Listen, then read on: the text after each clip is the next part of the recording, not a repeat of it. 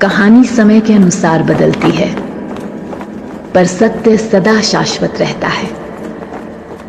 सत्य जैसे सरयू नदी और सत्य जैसे सरयू तट पर बसी रघुकुल की राजधानी अयोध्या।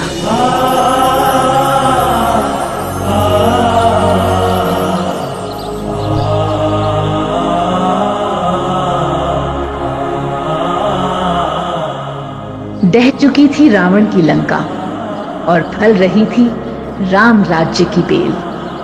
और आज अयोध्या में वसंत फिर से आया था। रघुकुल की इस बेल पर नए पुष्पों के खिलने की घोषणा होने वाली थी।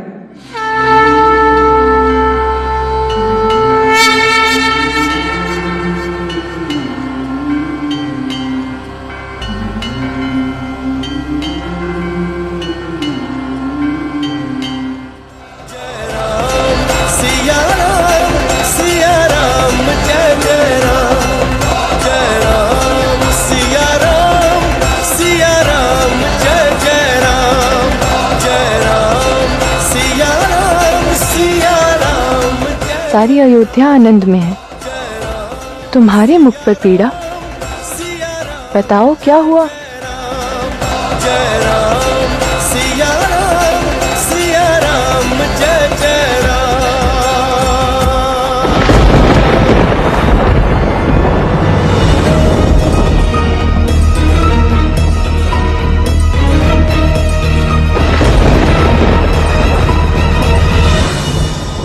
किसने तुम पर प्रहार किया?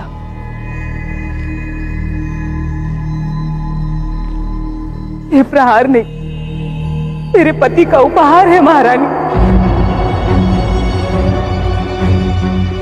तुम्हारे पति ने तुम पर हाथ उठाया?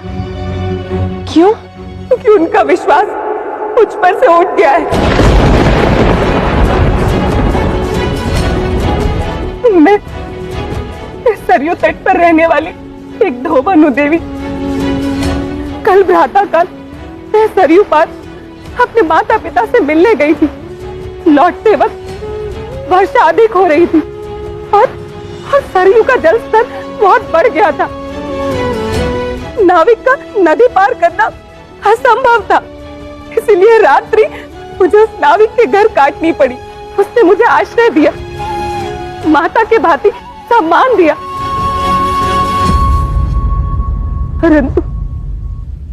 परंतु जब मैं घर लौटी तो मेरे पति की आंखों में सम्मान नहीं, संदेह था।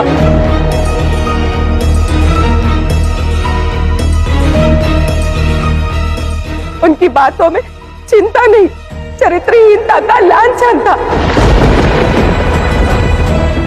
मेरी पवित्रता को प्रमाणित करने के लिए ना तो कोई साक्षी था और ना ही कोई साधन। इसीलिए मुझ पे प्रहार करके मुझे घर से निकाल दिया।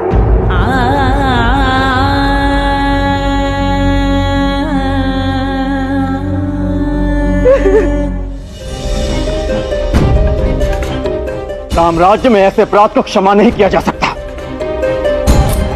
आज्ञा दीजिए। लक्ष्मण,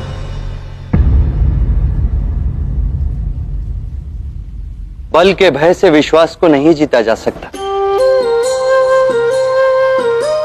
तुम इन्हें इनके घर लेकर जाओ, इनके पति को समझाओ कि संबंध का प्रारंभ ही सम शब्द से होता है, जहां दोनों पक्षों को समान अधिकार और सम्मान मिलना चाहिए।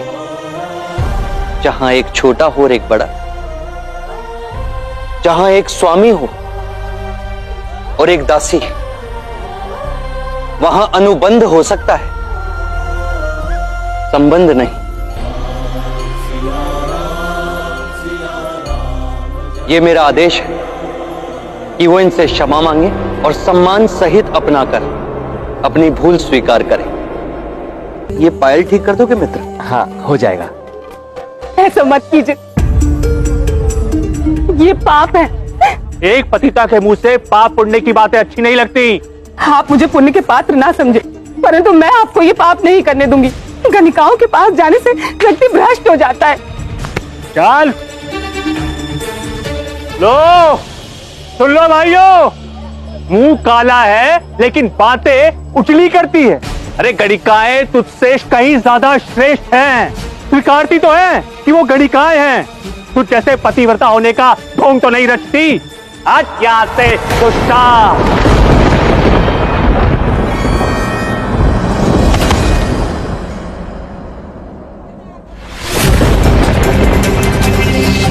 ये प्रहार नहीं, मेरे पति का उपहार है महारानी।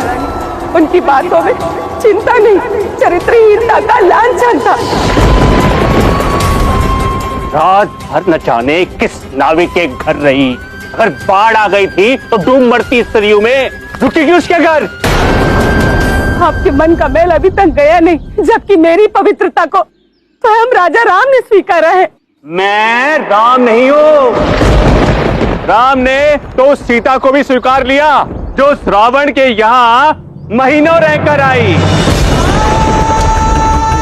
एक पतिता सीता को न केवल राज सिंहासन पर बैठने का अधिकार दिया, बल्कि उस पतिता सीता के कहने पर तुझ जैसी उल्टा को पवित्र सिद्ध कर दिया।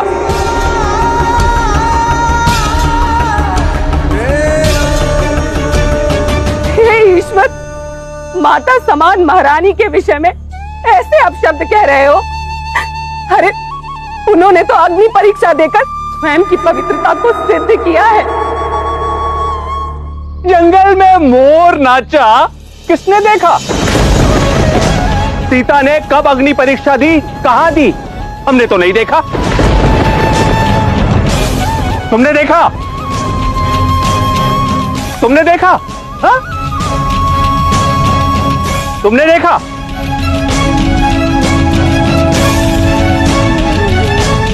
या तूने देखा? अगर सीता स्वयं अपनी अग्नि परीक्षा देकर आई होती ना, तो तेरे सत्यत्व का भी परीक्षण करवा के न्याय देती, मेरे सिर पर एक कलंक की गांठ न लाद देती। यही है राम राज्य।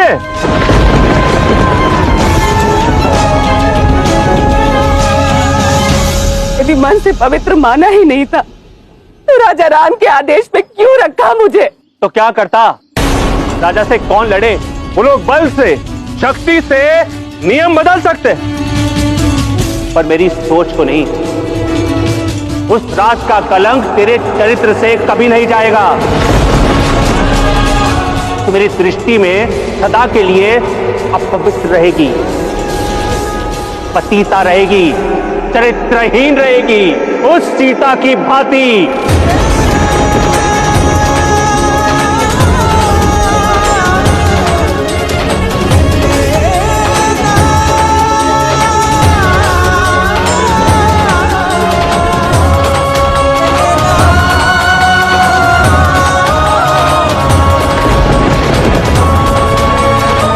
राजा से कौन लड़े?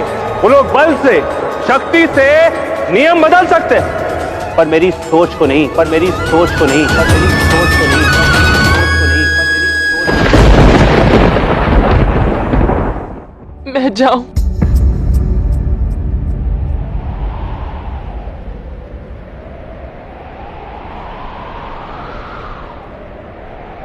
कहां से थे? वन में।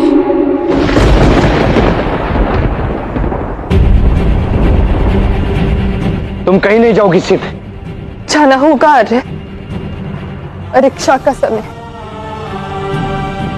कैसी परीक्षा सीधे? रघुकुल पे उठने वाले हर प्रश्न का उत्तर रघुकुल के स्वामी के पास होना चाहिए, किंतु आज जिनके पास ब्रह्मास्त्र तक का उत्तर है, एक लांछन का उत्तर नहीं।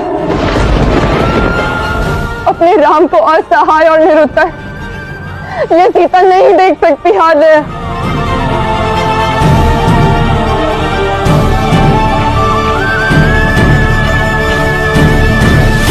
अर्थात तुम्हें सब याद था।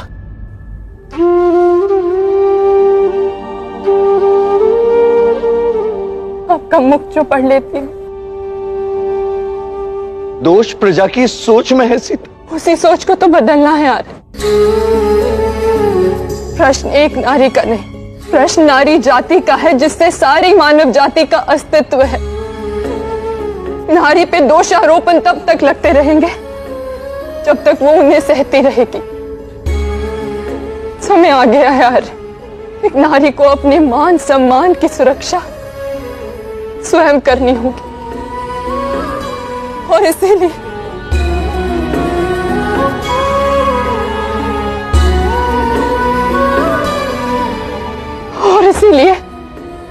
मैं अयोध्या छोड़कर तब तक वनवास भोगूंगी जब तक स्त्री के प्रति अयोध्या की समूचे आर्यव्रत की सोच न बदल जाए।